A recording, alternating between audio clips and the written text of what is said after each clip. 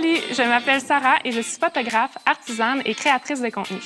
Mon copain et moi, on a quitté Montréal en octobre 2021 pour venir s'installer ici, à Matane, en Gaspésie. J'adore le jardinage naturel sans utilisation de pesticides ou d'engrais chimiques. Je suis aussi une grande fan du concept de slow living, puis je trouve que le jardinage, c'est vraiment parfait pour nous remettre dans le moment présent et nous aider à ralentir.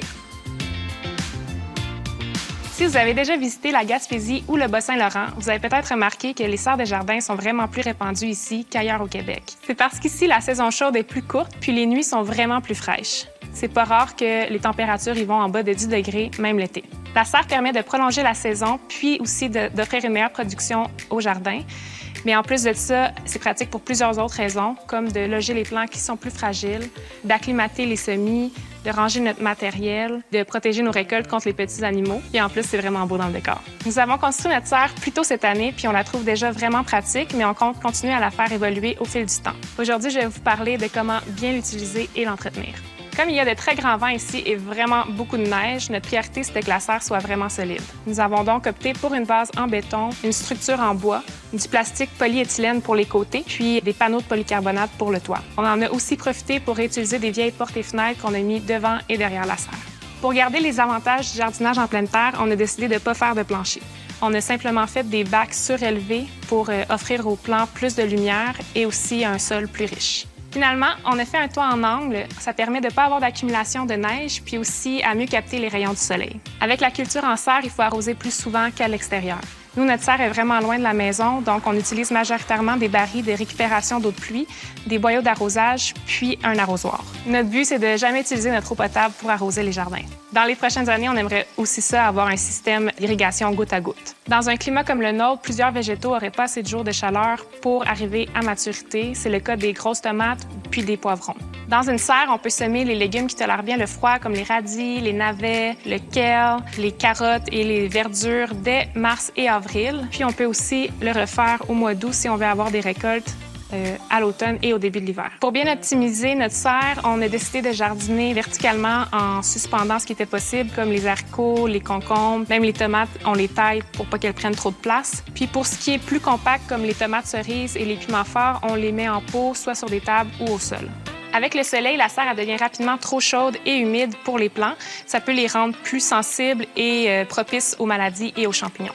C'est donc important de vraiment bien aérer la serre. Comme il y a vraiment beaucoup de vent ici, c'est suffisant pour nous d'ouvrir les fenêtres de chaque côté puis en hauteur dans la serre. C'est aussi utile d'avoir un thermomètre à l'intérieur de la serre pour vérifier la température puis l'humidité.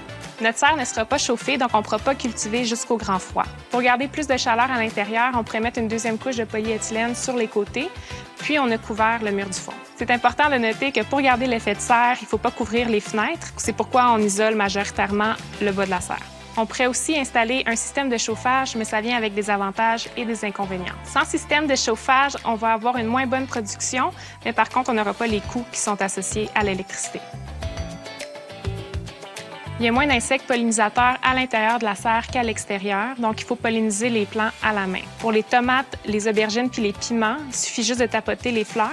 Tandis que pour les concombres puis les courges, il faut polliniser avec un pinceau entre les fleurs femelles et les fleurs mâles. On peut aussi opter pour des variétés autofertiles qui n'ont donc pas besoin de pollinisation, comme les concombres libanais puis les haricots communs.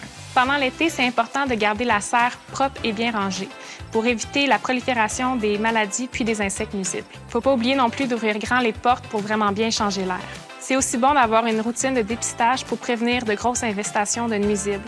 Si on voit les insectes arriver dès le départ, c'est plus facile de contrôler leur population qu'une fois qu'ils sont bien établis. Vers la fin de la saison, il suffit de retirer les plants qui ne produisent plus, puis on les remplace par des plants qui vont produire jusqu'au début de l'hiver. On peut aussi en profiter pour planter des bulbes pour avoir des belles fleurs au printemps avant la saison de jardinage. L'hiver, on déneige le toit puis l'entrée pour avoir accès à la porte au printemps.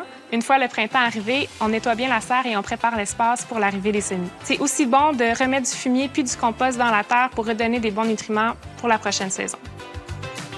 Et voilà, on a travaillé super fort pour donner vie à notre serre, puis on a vraiment hâte de voir à quel point ça va nous aider, même une fois le foie bien installé. On se reparle dans quelques mois pour voir ce qui a bien fonctionné ou pas. À bientôt!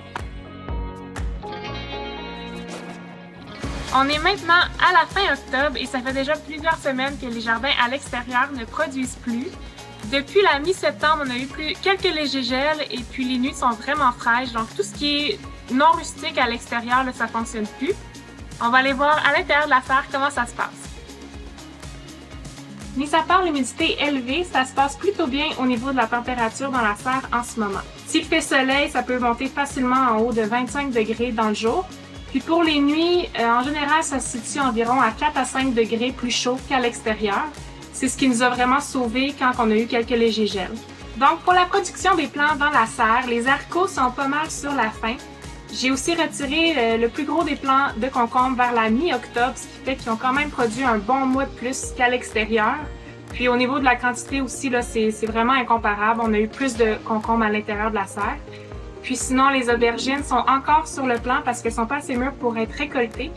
On a donc noté que la variété Camo, ça fonctionne plus ou moins pour nous ici. Ce qui a vraiment bien fonctionné pour nous dans la serre, c'est les tomates, les piments forts, puis les fines herbes. On peut compter sur nos doigts le nombre de tomates mûres qu'on a réussi à avoir à l'extérieur avant que le froid puis les grands vents arrivent. Même chose pour les piments forts, ça a plus ou moins fonctionné dehors. Tandis qu'à l'intérieur, ça fait 2 à 3 semaines qu'on récolte des quantités incroyables. On en a tellement, on ne sait plus quoi en faire. On en offre à nos voisins, nos amis, notre famille. Puis de notre côté, on se fait des réserves pour l'hiver. Donc pour ça, c'est vraiment incroyable. La serre, elle a vraiment tout changé à ce niveau-là.